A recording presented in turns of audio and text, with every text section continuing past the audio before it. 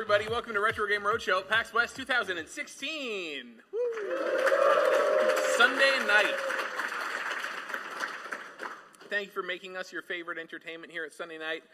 This is Retrogame Roadshow. Are your old games really buried treasure? The answer, maybe. Just in case you don't know, yes, we're playing off of the PBS show, as so many great PAX panels do, playing off of the PBS show, Antiques Roadshow, in which people bring things that their grandmother or their great-great-grandmother owned, and they find out that they're worth $1 million.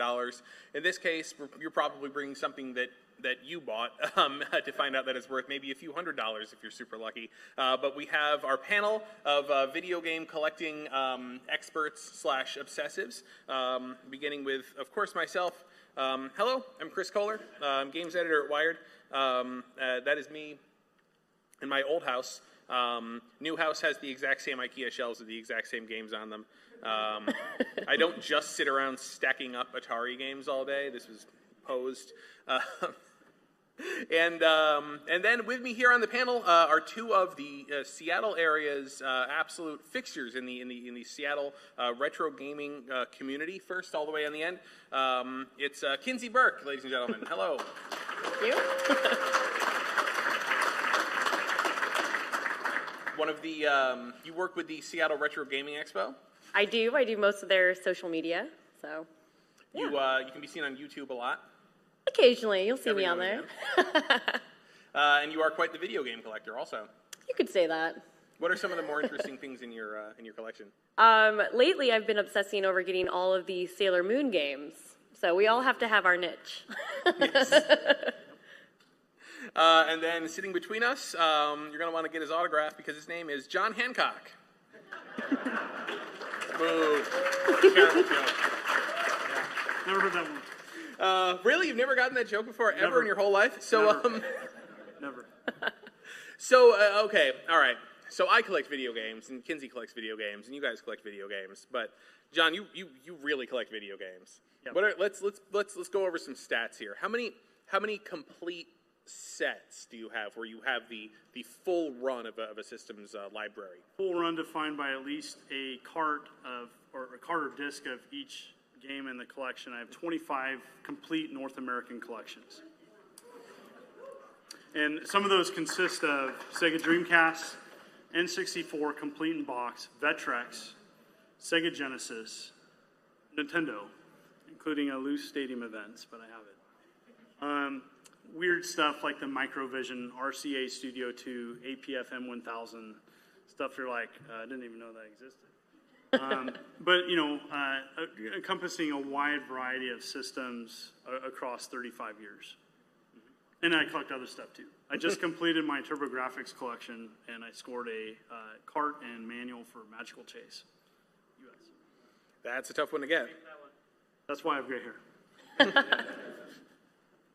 So, yes, hopefully I've now proven to you that we know what we're talking about, or at least we used to know what we were talking about. Because, sometimes what happens is, as we were kind of discussing before the panel, is once you acquire something for your collection, you don't track the price of it as much anymore. And it can be very, very surprising. What was the game Troubleshooter for the Sega Genesis? Yep. Sort of a complete, nothing of a game that nobody really remembers. It's a good game, right? But it's like, who even knows about this game?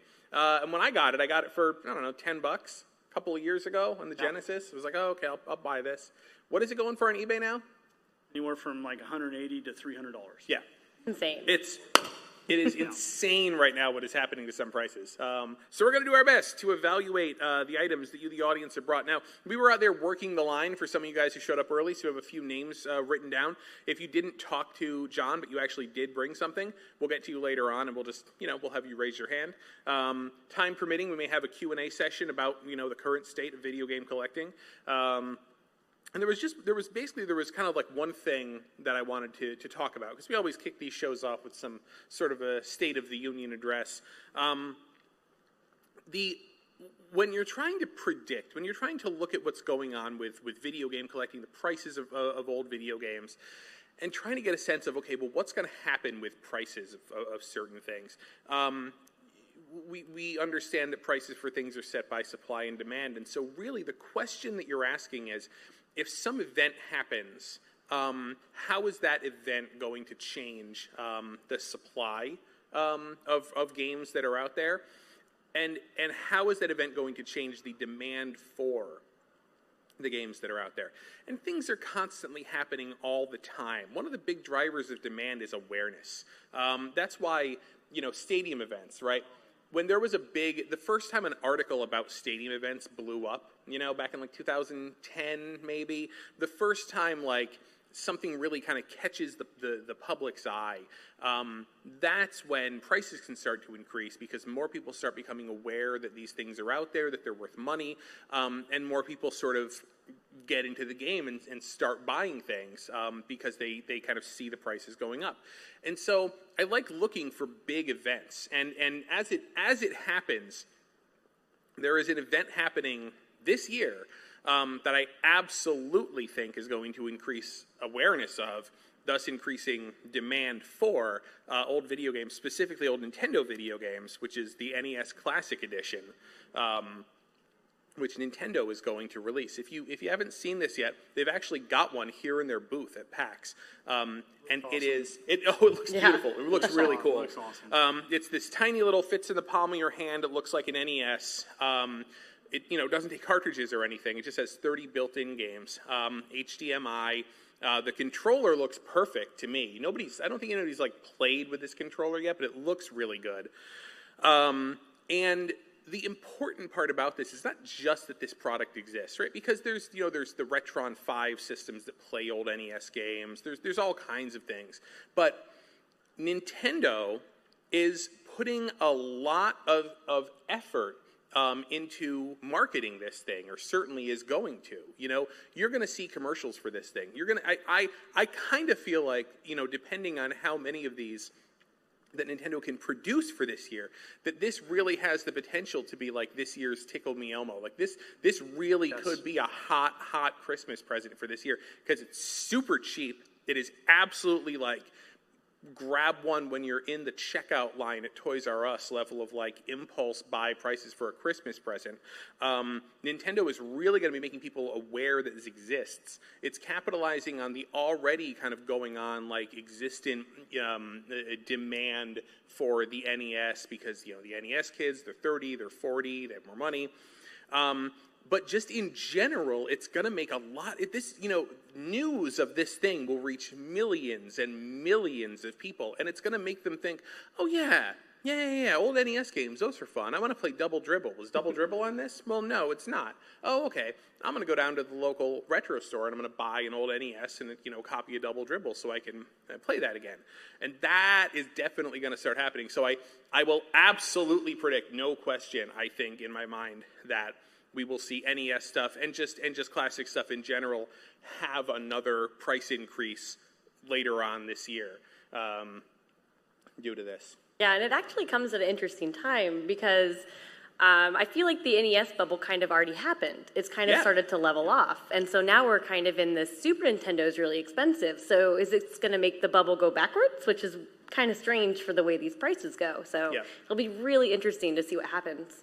Well, and tying into awareness, sometimes awareness is like a spark, and it can people remember, oh, I remember that, and then they start researching, and then it's it can be like wildfire sometimes. Oh, I have that in my attic, right? My grandma still has our old video game stuff, and so that really, sometimes awareness can be the spark of really making the value of something skyrocket, at least temporarily, and sometimes over time it levels down again, but definitely. Oftentimes, it doesn't always go back down to where it started. It usually ends up a little bit higher than it was.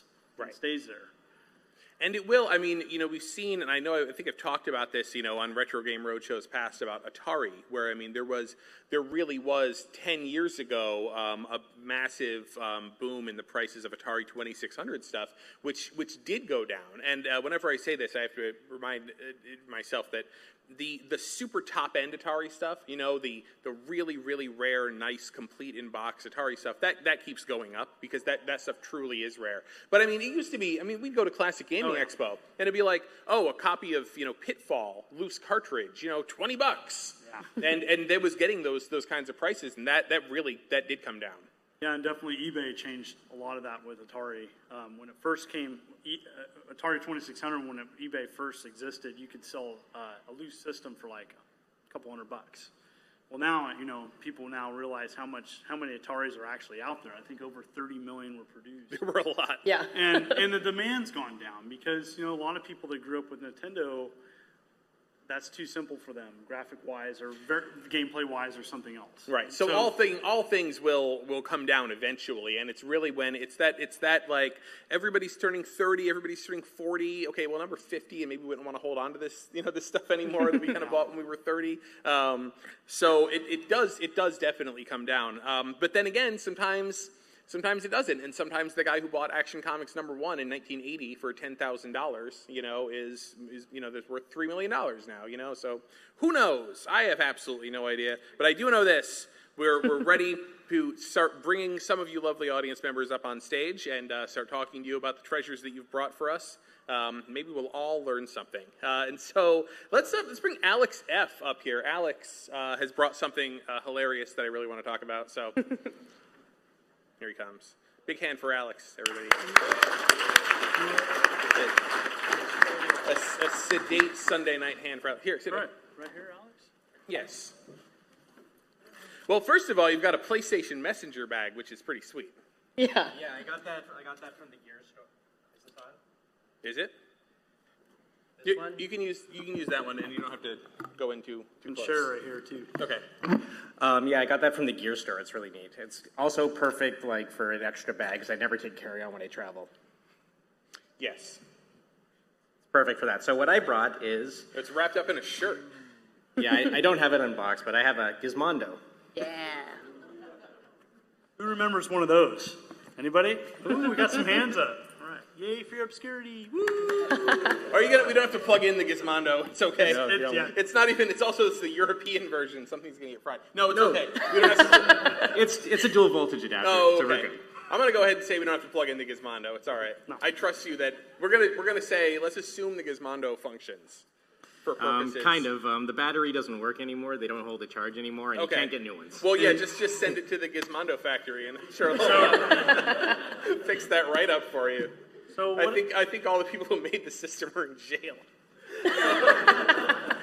So I think I can speak a little bit about this, and anybody can jump in. I'll let you go for it. So I like the obscure Gizmondo. Mid 2000s? 2005, I think. 2005. And so this came out after the N-Gage. It's not often you can describe the entire lifespan of a system And- in 1 year. And really, what it was is there was a whole thriving movement to make the next gen portable gaming system that could do everything. It could do multi-functions, share some capabilities of a computer, but still play games and be awesome. And I don't think Gizmondo did any of that right. but the truth of the matter is there was a limited library. It's important to know that none of the batteries work for this system. They just don't. And so this particular unit is in decent shape.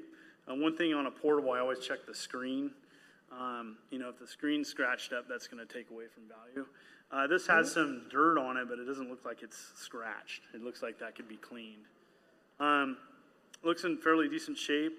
Again, can I open up the battery compartment? Yep. The other thing you want to always check on a portable system is the insides. Now, if I remember correctly, these won't corrode because of the type of battery they are. They will? They won't. Oh, they won't. Okay. They will not. Like Game & Watch. Yeah. Okay. So, anyways, that's and the fact that you have still the original battery, whether it works or not, is a good thing. Yeah, and the battery back. Are you looking for kind of a ballpark? I'm just curious. I collect handhelds. I have no desire to really sell my collection ever, but it's just a neat thing to. So he also brought up 3 games, Fat Hammer Classics, and it's important to know that. Can I open this up? Yeah. Okay. And so the Gizmondo carts are very small, kind of like a Vita card. They're basically SD cards. Yeah, and they're complete. Fat Hammer Classics. The name of the game is called Sticky Balls. It's a family classic. And looks like it's complete too. I do believe the games you brought are common. They're not some of the more obscure ones. And then Richard Burns Rally, which I'm going to go out on a limb and say it's a racing game. And so, at least on the system itself, I would, definitely in the ballpark, probably, I don't know. So I'd say like probably $100 to $150 range. Definitely, depending on how you sold it with the games. Something like this, with games, especially that's so uncommon, you're going to get more value by putting the games with the system. Trying to sell it separately with this, not going to work. If you have a rare game, always bundle it in with the system. It's easier to sell. And people are going to be more inclined, and especially because they want to get it all in one shot. That might be the last time they see a Gizmondo. I've rarely seen one in person. I've always seen them online. I went to, I think, Fry's after they were clearancing out and got some games, but it's definitely Yeah, rare. from what I've seen online, it looks like what little they sold, the vast majority of it was in the UK. Mm-hmm. That's why I have one with a UK adapter on it. Yeah. Yeah, I mean, it was the company was based in the UK, I believe, or whatever. That was like Florida whatever or something. whatever shell company they were using to run this scam, basically. I didn't know. So I mean, I think a lot of the units were. I mean, if it was just one unit that was like, they sold the European ones wherever with the adapter, kind of as you have. Yeah. Another thing I'm curious about, is there any way to tell which ones had like the systems when they came out? There's two versions. One was going to have ads on it that was cheaper, Right. And then one was going to have was going to be more expensive but no ads. But they never ever had the ads work. They never. I believe what happened was, yes, they sold the systems with the ads versus no ads, and then they never got the ad program off the ground at all. So yeah. Nobody won with the Gizmondo. I actually, this is bringing back a lot of memories. This is a true story. I'm going to tell you this story. I went to the Gizmondo launch party. I've seen photos of that. It is insane. And not the London one where they hired billion-dollar entertainers. Just the With all the crappier San Francisco with all the one. the models holding the Gizmondo. Oh yeah, no. Just the United States one. Yeah. But even then, it was just everybody was there, just going, okay. So I just noticed something in here kind of interesting, and so can you tell me about this? So There's a demo. Yeah, there's a demo card. It came with my system. It has I think a demo of Trailblazer maybe. I think it's the game with you control like a ball and you go down like a track. It's got it was in my system when I got it. It's got a demo card on that, so I don't know if that was bundled with the system. Right. I think it was. Okay. So cool that you have it again. Yeah, I would probably say in the 100, 150 range for the whole package, because the Gizmondo doesn't have the box, right? So yeah. It's Very rare. cool. It's rare as all heck, but zero demand. If there's ever a Gizmondo craze, you know what I mean? You're sitting pretty. I hope I'm still alive for that Gizmondo craze. Sounds great. Yes. So I think that's important to know, that you can have something rare. That doesn't mean it's worth anything, because you have to have people that actually want it. And so, but it's worth something. It's worth something to the right person. It's probably worth more online than in person. And that's my final thoughts on it. Yeah, I know. Just sometimes, I collect some weird, obscure stuff. The one thing I'm trying to get now is complete collection of Koi Pasogo games, and they're impossible to find. And there's I think a couple of people have emailed me wanting to collect them too. So now there's two of us trying to collect stuff. Uh-oh. And now I'm fighting with these people for once or twice a year something shows up on Yahoo Japan auctions. Yeah, collecting stuff that's not native to the country you're in is very challenging sometimes, especially what you mentioned. Anyway, at least you're not an idiot and collect N-Gage stuff. Oh, I have that too. Well, Alex, thank you very much for coming. Set. That's why I said that. Right, yeah. Complete N-Gage set? Mm-hmm. Of course you did. Thank you so much for bringing it up. Let's give him a hand. All right, Kirkman, come on up. He's been to the show numerous times. Give him a hand. Kirkman, here he is. Cool. Hi, have a seat. I see a lot of yellow. I see a lot of Pikachu in my future. I brought my Pokemons. Let me show you them. Oh yeah, I got the Original. This has been cared and loved for. Yep. Until that. Can I open it up? Oh yeah, go ahead. I always want to make sure, you know. It's, Oh, it got even better. Yep. Good idea. Yeah. okay. Just in case you guys want to power it up, I brought. Game Boy power adapter, nice. I don't see a lot of other people with this one, but I also brought the gold silver version. Nice shape too. Look at that. So these are I know it's The special edition for those of you in the back. Yes, they're both Pokemon Special Edition Game Boys. There's a Game Boy And Color, and there's a Game Boy. Are they both Game Boy Colors? Yep. Okay. Those Game Boy colors. And I really- brought all the games. So, Pokemon Yellow, really nice shape. Another Pokemon Yellow. Ooh, Yeah, damn. I actually bought 2 of them. Pokemon Blue, Pokemon Red, and the carts are in really nice shape. They have his name initialed on it, but what's I cool know. about it is he didn't put the initials on the label. He was Yeah, smart and did it below. Yeah. That's good. Very cool, very nice of you. Gold there. So I can All say, Pokemon. sometimes I do find myself in the situation where like somebody has written their name on a cartridge. I hesitate to say this, but I will say this with a big old asterisk next to it. Mr. Clean Magic Eraser, which you have to understand. A Mr. Clean Magic Eraser is an abrasive. It is like a super fine sandpaper. If all else fails, you know what I mean? And if it's Sharpie on a cartridge, everything else will fail. I will take a Mr. Clean Magic Eraser and go very, very gently over the Sharpie, like on the cartridge. It will remove, some, microscopic bits of the cartridge. You know what I mean? It's taking off the Sharpie, and some cartridge will come along with it. You won't be able to see it. But if you take a Mr. Clean Magic Eraser and your cartridge and you go like that, you'll take the you'll like take the texture off the cartridge. Because if you look at like an N64 cartridge or an NES cartridge, they're sort of finely textured. They're not smooth, right? But if you take a Mr. Clean Magic Eraser and go like this, you're gonna smooth them down. So you don't want to go crazy, but like sometimes if there's a name Sharpied on there, just a little bit, and it'll come right off, and it'll look great. And I say this because it is dangerous to take an abrasive thing to a collectible in any case. So, make your own decisions. Also, the case is in really nice shape. Took good care of that. Inside, it's not discolored or It's anything. got the foam in there. Foam in there. It's got the Protect your Game Boy. link cable. Yeah, the link cable.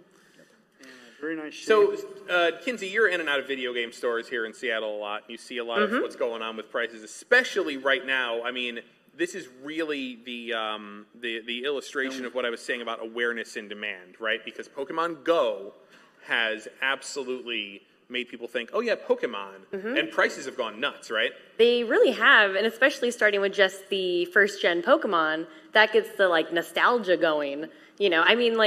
I love Pokemon, but I love Pokemon a la 1996, 1997.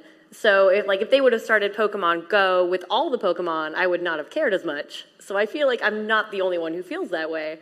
And, the older Pokemon games have definitely spiked. I don't know if it's directly because of Pokemon Go, probably, maybe, but it's one of those nostalgia bubbles that's just happening right now. And it was a spark. It Yeah. was a spark to oh, I remember that. Exactly. So now just cart-only Game Boy Pokemon games are going anywhere from $40 to $75 depending on the title. Yeah, Yellow right now is $50-$60? Yep. Even more, just like the cartridge, just like that. If the battery works, that's always a concern Yes. with Pokemon cartridges, especially because sometimes the Unfortunately, batteries die. I'm pretty sure some of the battery saves are dead now. so- Yeah. And that Yeah. can be fixed, but the other thing is most, and you can attest to this, most copies don't come into the store that look like this. This Right. A label lot is of them really are- nice Is it shape. really good? Yeah. Yeah. Yeah. You can't even see on the yellow. I mean, holding it sideways, I'm not seeing a single scratch on the front label. And it is pristine. Yeah. It is really nice shape. I actually do still have the boxes. I didn't bring them with me because they're like kind of compressed in another box. Yeah, and that definitely adds to the value because I see you have the instruction manuals as well, and all the ads that went in it is what it looks like from here. So. Yeah. Right, the instruction manuals are really, really nice shape. They look really good. Yeah, I mean, so as they sit, I mean, a yellow could be like $70 card. Having the manual along with a loose cartridge doesn't really change the value that much, unfortunately. It adds a few dollars, but it doesn't go crazy.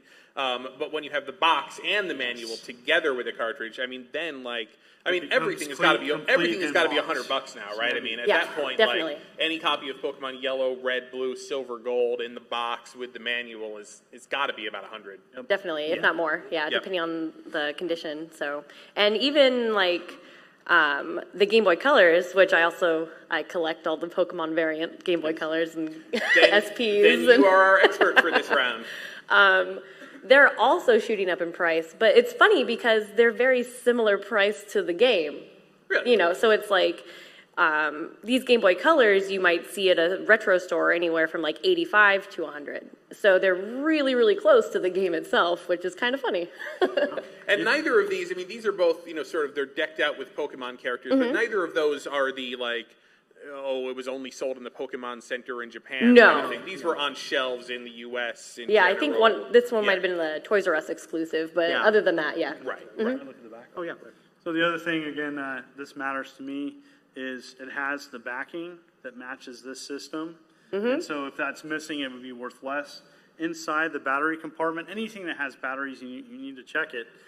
It's clean. There isn't any corrosion. It's super nice in there. You took well care of this. Thank you. I'm really glad you brought this. I do think one thing we should mention about Pokemon games especially, and I think you guys might already know where I'm going with this, but they are probably the biggest faked Game Boy games out there. Yeah. Like, it's insane. Yep. Well, the big fakes are the Game Boy Advance version. Yes. Right? Because nobody, I always hesitate to say nobody's faking this, but I don't see fakes of Game Boy Black and White or Game Boy Color. I see I see bootleg ones, but I don't see obvious or counterfeits of those games. Game Boy Advance, I mean they're pumping those out of China as we speak. That's something to really, really watch out for. Sorry, go ahead. I wanted to add that while I don't see many fakes of the original, I see a lot of fake labels. And so what people are doing is because the labels are now fading, scratching, so people know they can get more value. You can buy a replacement label for these pretty inexpensively, and people are doing that and putting the fake label on an original cart because they know they can get more money that way. And really being able to tell real from fake if you're going to be spending actual money on stuff is really important. If you go to conventions, one piece of advice I can say is if you go to conventions, look for people who are selling repros of games that never came out in the U.S. Sometimes Final Fantasy V on it'll be on a Super Nintendo cartridge and it'll have a label on it. Those are those sort of aftermarket labels for those types of repro games you'd see at a convention are going to be the same kind of labels that somebody is going to use to try to fake a Super Nintendo game. So go to a convention, look at real Super Nintendo games, then look at the sort of the repro Super Nintendo games. Compare and contrast and get a feel for the next time I see a label, I'm going to be able to tell if it's real or fake because I've kind of looked at this. Because that personal experience is really important. Because what you don't want to, and I see this online all the time. I see people posting "Hey guys, I have the opportunity to buy this game. Here's a picture of it. Is this fake?" And it's you need to walk away because if you're trying to decide if something is real or fake at the moment that you're about to pay money for it, you're about to get ripped off probably. You have to detail the quality, the lettering on the actual label. If it's blurred anywhere, typily especially on Game Boy stuff, it's right. Yeah, if Nintendo's spelled wrong, the little clues. Yeah. Sorny. Yeah. So yeah, it's a great Pokemon collection. It's absolutely at the height of the craze of the value right now. And so we didn't really cover the carrying cases either, which honestly, again, a couple of years ago, I would say not worth very much money at all. But like honestly, right now, just considering how hot Pokemon is, I mean, the smaller one, which I think you said has a little bit more wear to it, has been very clearly used. And loved. Yeah, I mean, probably in like if in a great day, like the $30 to $40 range, like at a store. This one is so nice, and it's so beautiful. Everything is so nice on it. I don't know. I mean, maybe even more. Maybe in the $50 to $60 area. I think you can get that. I think it's in really nice shape, and I'm really glad that you brought this up. I mean, those are not things people kept. You know what I mean? These got thrown away, even if the video games got kept. Yeah, I just saw original Pokemon backpack, and it went for, I think it was $55, so probably not far off on that one. Well, that was really cool. Thanks for bringing it up, Erwin. Giving us an opportunity to talk about something topical. Joel M, are you out there?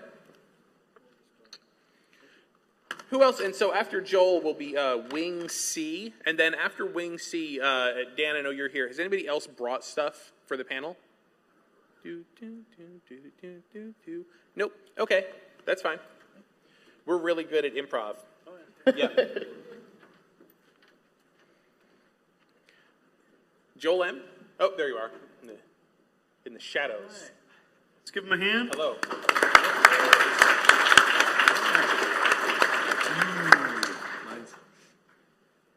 I think this is for Chris. Yeah. Oh. This is a bunch of moon language. It's all written in. This is some intense. I studied Japanese. This is some intense kanji on the front of this, but it's all written in Romaji on here. So it's Bakumatsu Roman Daini Maku Gekkan no Kenshi Final Edition.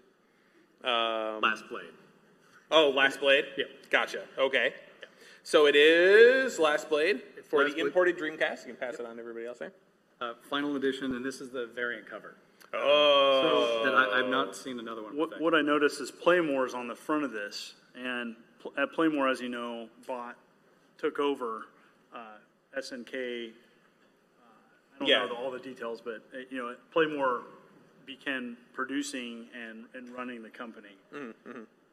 So is that the variation? The fact that it says Playmore, or is it a different piece of art? No, I think that's the first Neo Geo game for the Dreamcast that had the Playmore logo on it instead of SNK. Oh, I see. Okay. But I don't. So what is I don't the think there was a variation? split. The other cover is, I forget the character's name, but okay. It's one of the male characters. It's a shot from behind and a large background. I've got the J card in it too. In fact, I actually bought the same game again because I couldn't read it, thinking it was Last Blade 2. And here it's like, oh no, this is just a. This is the regular cover of a game I bought years ago. Got it. Okay. Gorgeous shape. All right. It oddly is the SNK releases for the Dreamcast don't work on the VGA adapter, so that's mildly annoying if you're a Dreamcast collector. Really? Yes. Just the SNK stuff doesn't work Just with the SNK VGA stuff. adapter? Yep. So like Mark of the Wolves and Weird. Last Blade doesn't work with the VGA adapter, but it will work with the S card connector. So, Okay. if you've got an upscaler like a Right. XRGB or something. That VGA adapter for the Sega Dreamcast is worth some money, right? Because there was an official Sega one that really makes the Dreamcast look about as beautiful as the Dreamcast is going to get, right? Yeah, and it could be worse. It could be a Neo Geo X. Yeah. Yeah. But yeah, no, it is. I'm mostly a North American collector, but it's in gorgeous shape. It is in really nice shape. A lot of Japanese stuff is in really nice shape because everybody kept it in really good shape, and everybody took the little spine card and unfolded it nice and flat and inserted it in there, so there's no damage whatsoever.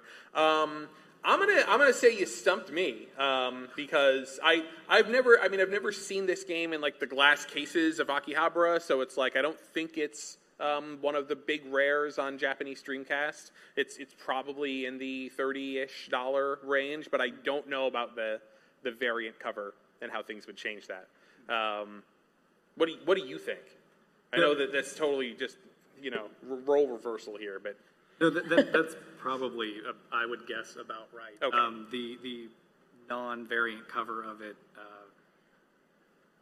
I believe it was, close to $20 maybe with the exchange rate. Yep. So a variant cover may not be much more. Now, I yeah. knew the AES cart of this is like Oh, yeah. Well, $1,500 Yeah. or something. and that's I've seen, and I but- mean there's so much going on here because yes, so I mean Neo Geo AES, which is the home version of the Neo Geo, is it was always expensive. All the games on it were always expensive, but they're starting to go up. And then what's also happening right now is that MVS, or the arcade cartridges for the Neo Geo, having languished, being worth very little for a long time comparatively, are now starting to go up. I think more people are buying like those Neo Geo consoleized MVS, which is like the Neo Geo arcade hardware, and they put it in a little box you can attach to your TV and just play the arcade cartridges. More people are getting those. So many people are not collecting Neo Geo Home because it's so expensive, and they're like, oh, well, I'll just collect MVS instead. And then that shoots that price up because everybody's getting into that. Which is pirated quite a bit now. Yeah. And same thing is happening with the Sega Saturn because everybody is like, I don't want to collect US Sega Saturn because, I mean, the price gulfs now. Like, Shining Wisdom is like one of the cheapest games on the Sega Saturn in Japan. And in the US, it is one of the most expensive games in the Sega Saturn. So you even have people now just going, I'm just going to collect Japanese Sega Saturn stuff. And now that's starting to go up too, because everybody's collecting Japanese Sega Saturn stuff. And honestly, in a few years, something very similar may happen with Dreamcast, because Dreamcast is starting to get that sort of like retro cachet as well. I didn't bring it, but I do have Samurai Spirit, Samurai Showdown, the Japanese Saturn edition with the RAM cart and all the Oh, right. Nice. and Yep. everything in it. The box is worn, but Saturn was always really known for its fighting games, and so that's what's starting to go up on the Saturn now, is like especially the editions that are in the boxes with the RAM cartridge, like you said. Yeah. Yep. Any insight on from your end on the Sega the Sega Dreamcast? Well, it's always kind of interesting. It happens on like the Dreamcast and like the Super Famicom. Like you can normally get the Japanese versions of titles like way cheaper. So, which is really, really nice if you're looking for that one title that's like $1 million. Yeah. Just get the Japanese one. Yep. I slept on, Japanese Magical Chase, because, I mean, you could go to Japan, you can get Magical Chase, which is in the U.S., as John was talking about, it's the rarest, PC or TurboGrafx 16 game. In Japan, it was always like, $100, which, that's expensive, but it wasn't bad compared to like, thousands of dollars for the U.S. version. But I was just like, whatever. Nope. Now everybody is now switching. I mean, even you were saying like you're starting to buy PC Engine, right? Yep. The Japanese version of the TurboGrafx 16. Everybody's doing that now. So now even Japanese Magical Chase is like $500. So I like totally missed the window on that. Yep. Well, thank you. Thank you, Joel. Thank you. Wing C is out there. Wing C is out there with stuff. Hello. Come on up. Oh, he didn't have to go the long way. It's okay. The March of Shame.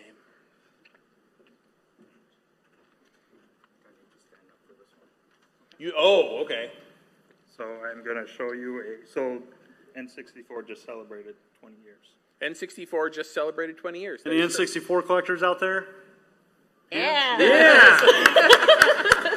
So this is the first poster to debut the N64 in Japan. So it's over 20 years, and it was at the Shoshinkai show to announce the Shoshinkai show. Holy cow.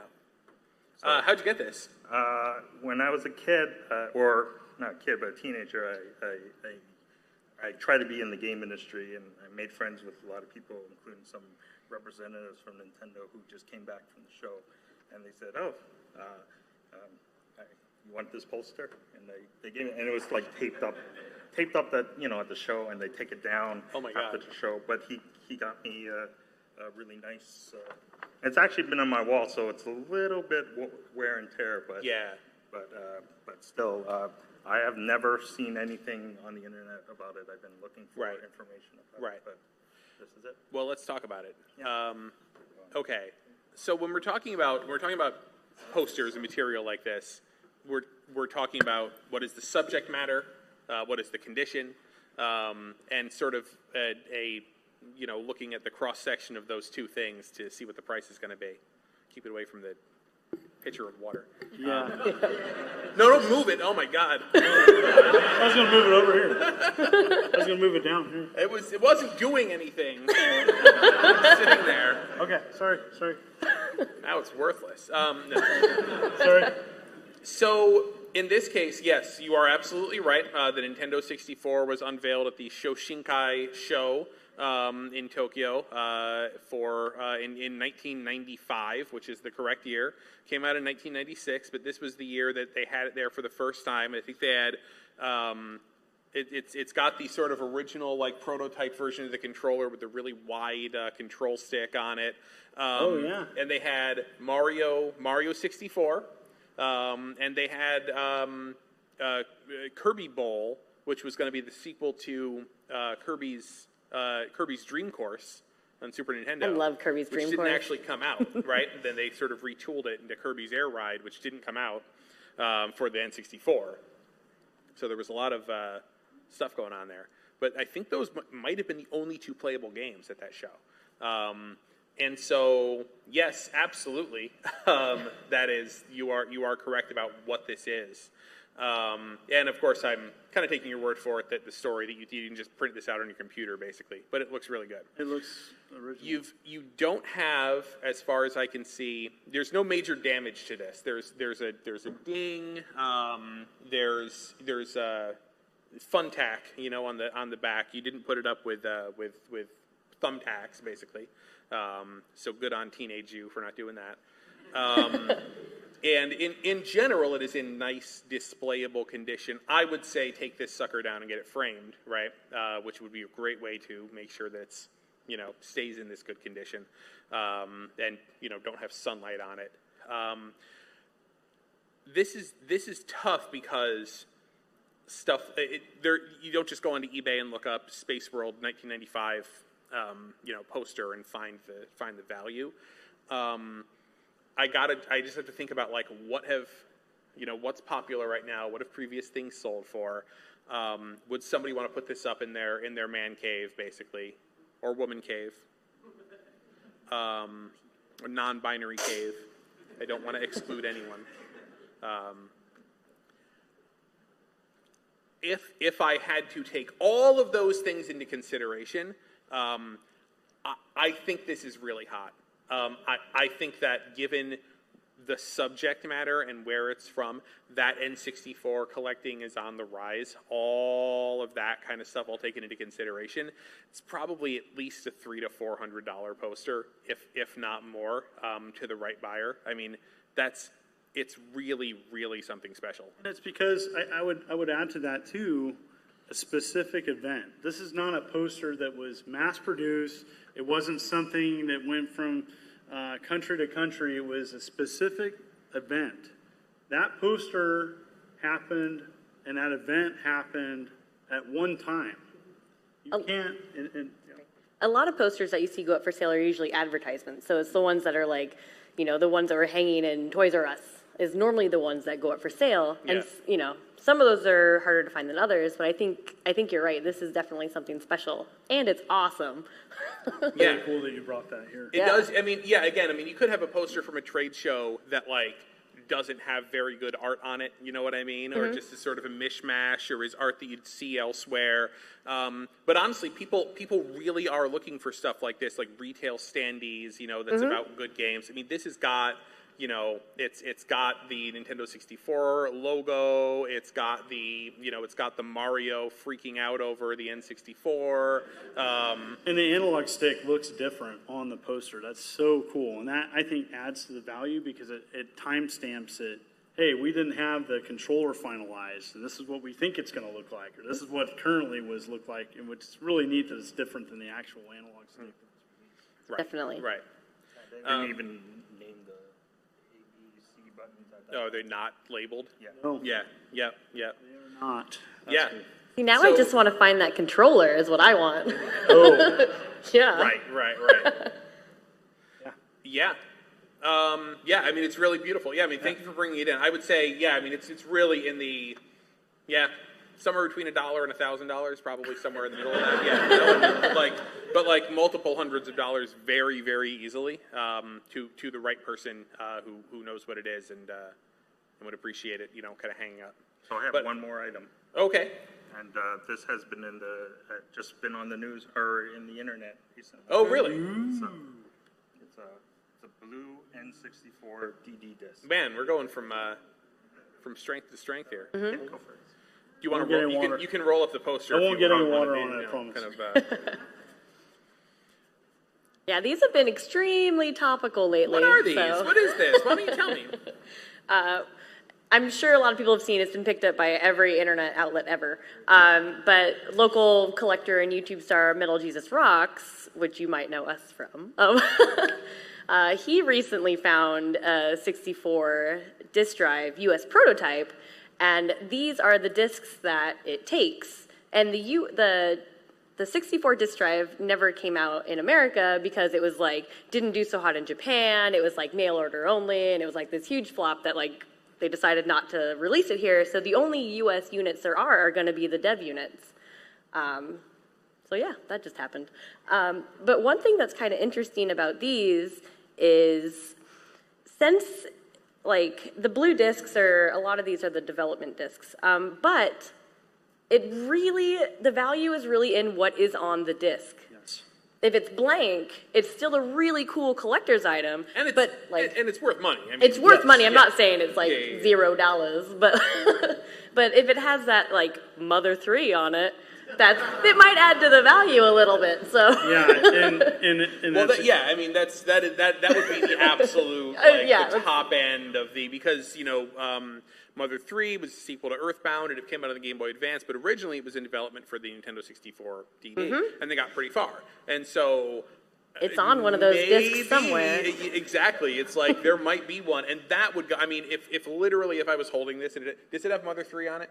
No. So if this had, checking, I mean, if I was holding this, it had Mother 3 on it, I mean, there'd probably be multiple people here at PAX who would offer $2,000 to $3,000 or more or much possibly more. Way more than that. Just to get, actually the fan gamer guys would probably, trade. Yeah, if it was Mother 3, it'd be worth more than that. Right. Do you know what's on the disc? Have you been able to? I believe it's blank. Okay. I'm going to say that. Yeah. But I don't have a 64 DD. Right. Yeah.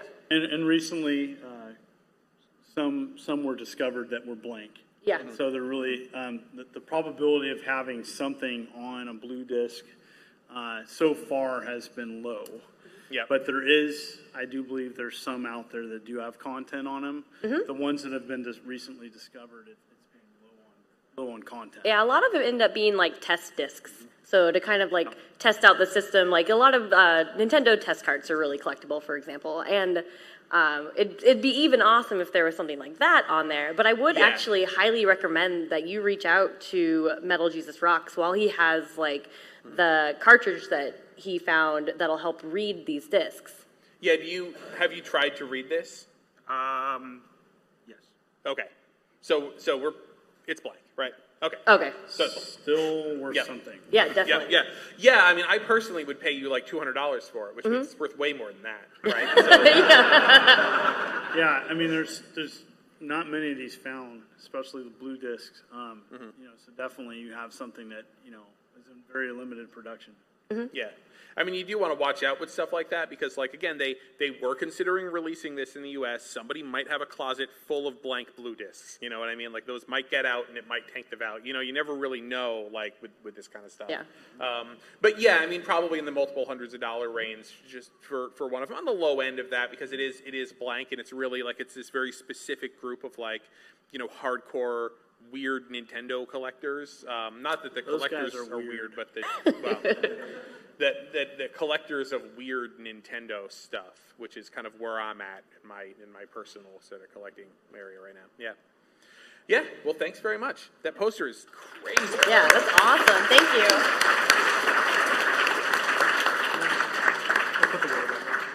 So Dan here, who's coming up, was came in and he said, I have some items, and I'm like, okay, great. And he goes, but I left him in the hotel. Can I go run? This was 10 minutes before the show started. I'm like, yeah, if you want to, but. And he made it back in time. That's good, man. Yay!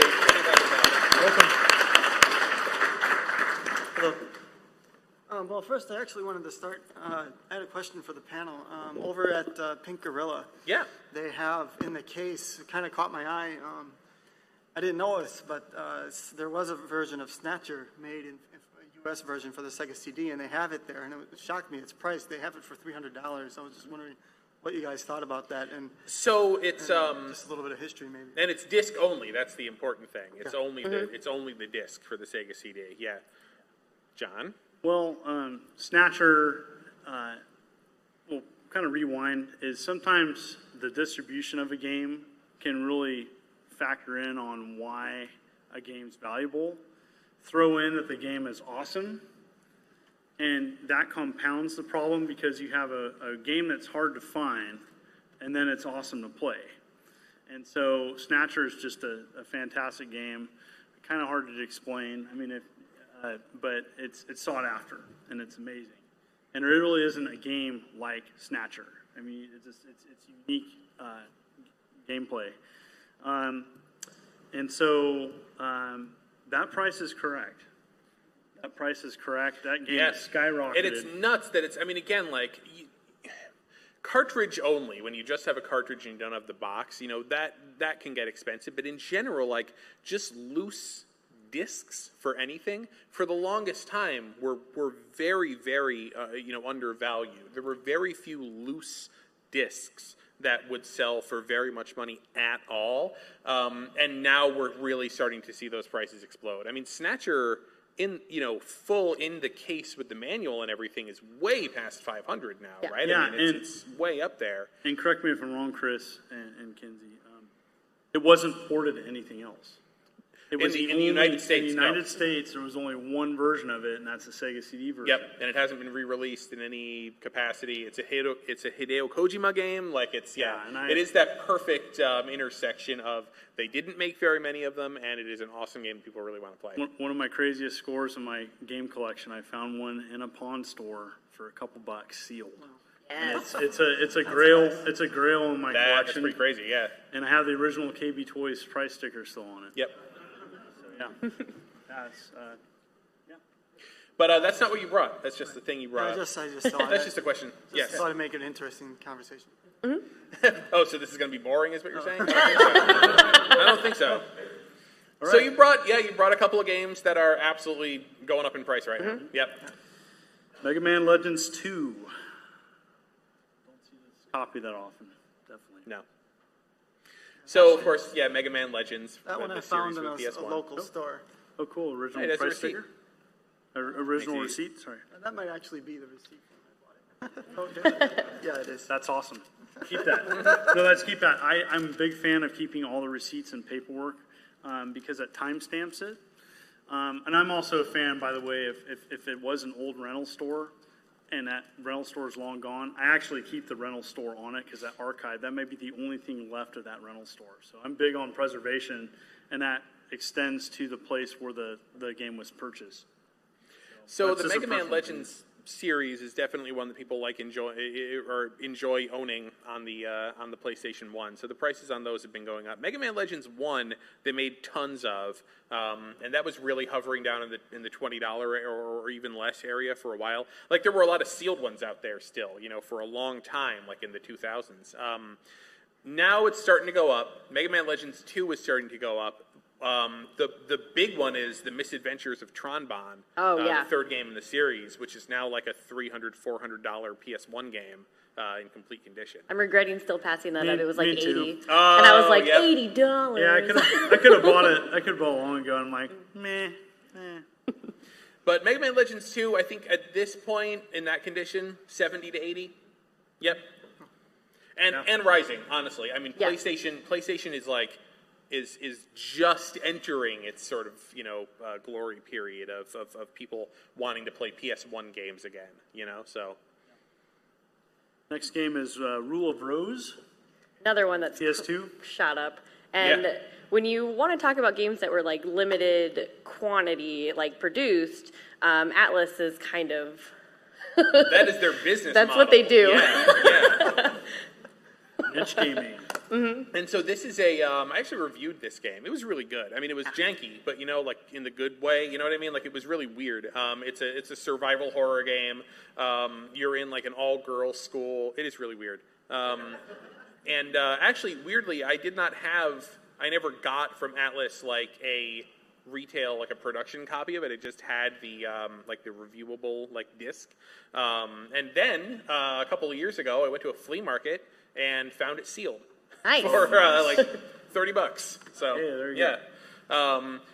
And that was a great deal for me at the time, and just owning that now, that's way over $200 now in that condition. It's PlayStation 2. There's not very many games that are like worth a ton of money, but I think that's on the top end of PS2 right now. And I think Rule of Rose is one of those games too. It's kind of steadily gone up. I think every time I've seen it, like at a convention, when I see the price, it surprises me. I think every single time. I remember when it hit like 80, and then it was 150, and I'm just like, what? Like, I have seen it more than once, and then the very last I saw it back in March. I was like, oh, I better pick this up. So that's why I haven't now, because I just kept on seeing it, and I saw it was really high in value. So then I researched it, and I thought, well, this is one of the more rare PS2 games. So I picked it up. definitely. Yeah. I mean, the nice thing about PlayStation 2 right now, if you kind of educate yourself about PS2, like, you can go into your local record store sometimes, and they'll have PlayStation 2 or original Xbox or maybe even GameCube games, and they'll still sell them. And sometimes you want to find the places that, like, don't care about price, They buy it for 50 cents. They sell them all for $2.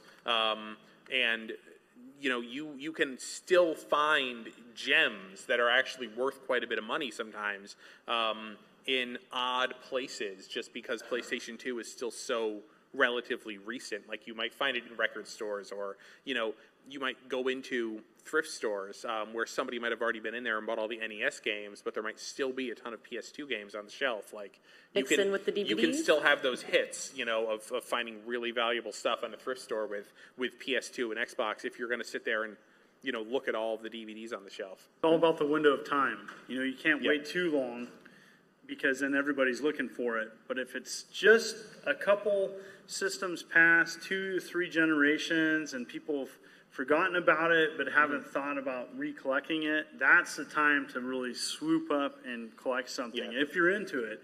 And PlayStation 2 is definitely there. And you were collecting in the 90s, right? Oh, yeah. You were in the 90s. I mean, you were literally going out there and building big collections of games and buying stuff. And you at that time were crazy.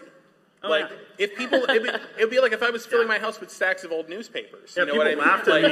People laughed would at be me. like, people would be like, "Why are you doing this? Especially for Genesis. You are filling your house with garbage." Yeah. And now who's laughing? Yeah. Yeah. They did. They especially Guy with the stadium laughed. events. Yeah. Thank All you right. for bringing that. Thank Yes, you. thank you so much, Dan.